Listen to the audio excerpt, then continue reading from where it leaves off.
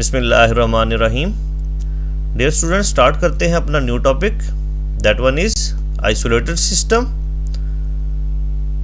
Isolated system हमें पता होना चाहिए कि कैसा सिस्टम होता है।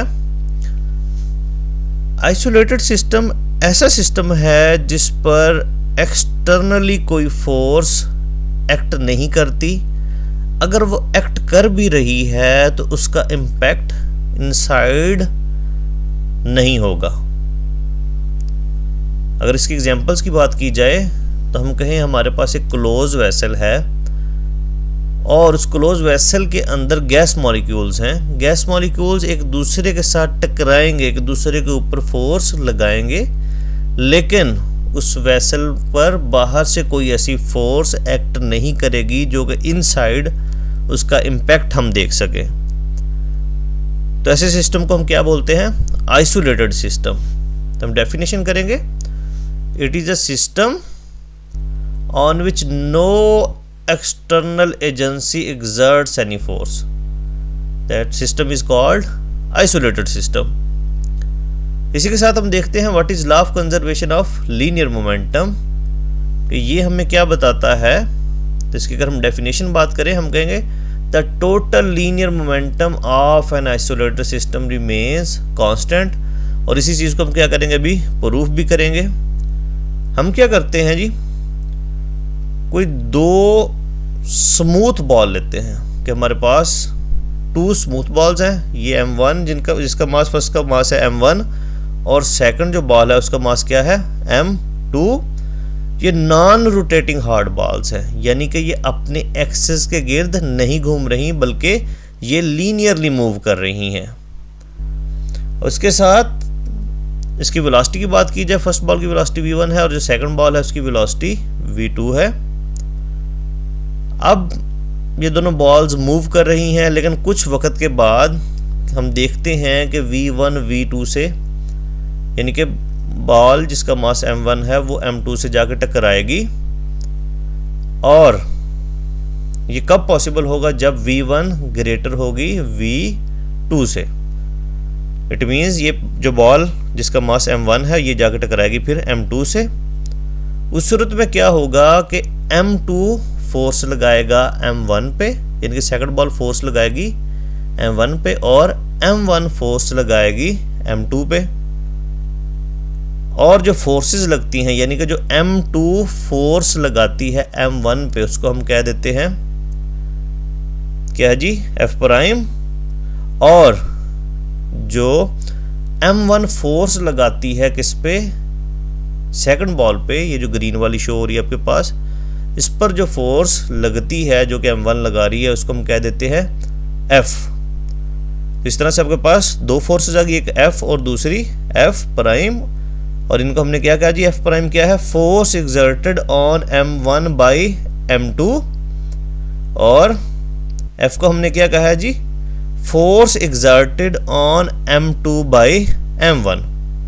अब इन दोनों की कोलिजन होने के बाद अब ये फिर सेपरेट हो गई है। अब इनकी जो वेलोसिटी है ये होगी जी फर्स्ट बॉल की V1 प्राइम और जो सेकंड बॉल है जिसका मास M2 था उसकी वेलोसिटी क्या होगी है जी, V2 प्राइम। तो ये आपके पास सिचुएशन है। अब इसी को हम सॉल्व करते हैं। तो हमने पढ़ा था लास्ट टॉपिक के अंदर according to Newton second law of motion in terms of momentum, जो हमने देखा था उसमें हमने यही इक्वेशन निकाली थी,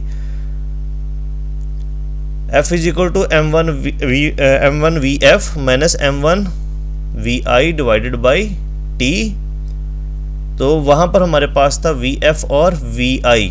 यहाँ पर जो V1 प्राइम है ये क्या फाइनल वेलोसिटी है और V1 क्या है, इनिशियल वेलोसिटी है। तो हम इस इक्वेशन को इसके अकॉर्डिंग हमने इस सिचुएशन के अकॉर्डिंगली हमने इसको क्या कर लिया, डाल लिया।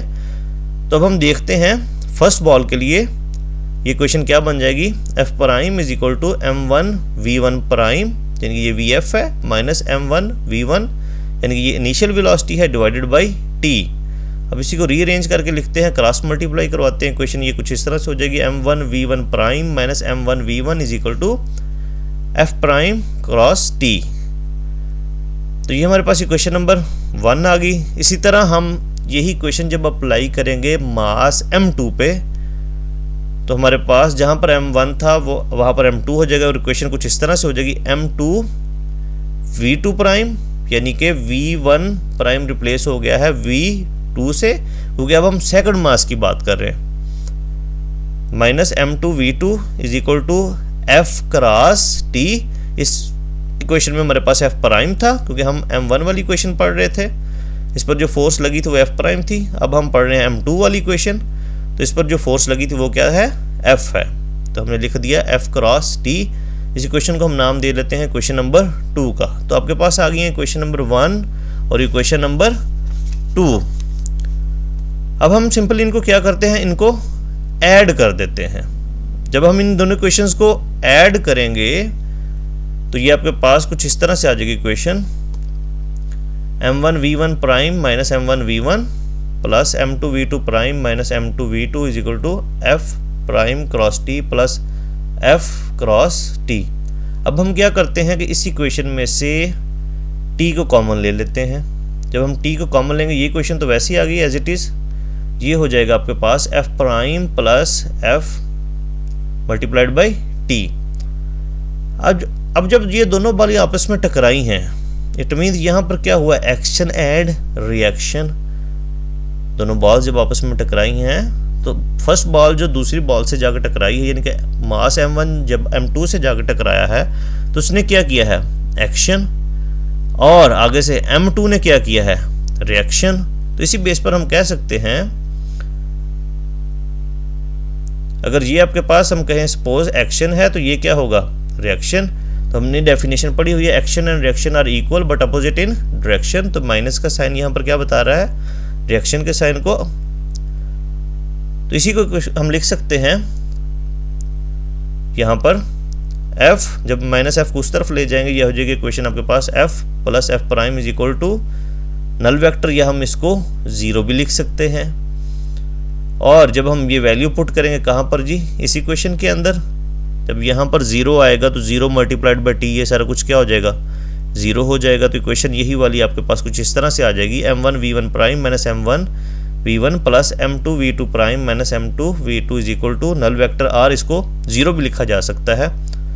और इसी को हम जब रीअरेंज करके लिखेंगे कि हम जो इनिशियल वेलोसिटी वाले फैक्टर्स हैं, यानी कि मोमेंटम है, उसको एक साइड पे लिख दें, जो फाइनल वेलोसिटी वाले फैक्टर्स हैं उनको दूसरी साइड पर लिख दें। तो ये क्वेश्चन कुछ इस तरह से हो जाएगी, m1 v1, यानी कि ये इनिशियल वेलोसिटी थी किसकी, बॉल 1 की, यानी कि जिसका मास क्या था m1, और m2 v2 is equal to m1 v1 prime plus m2 v2 prime.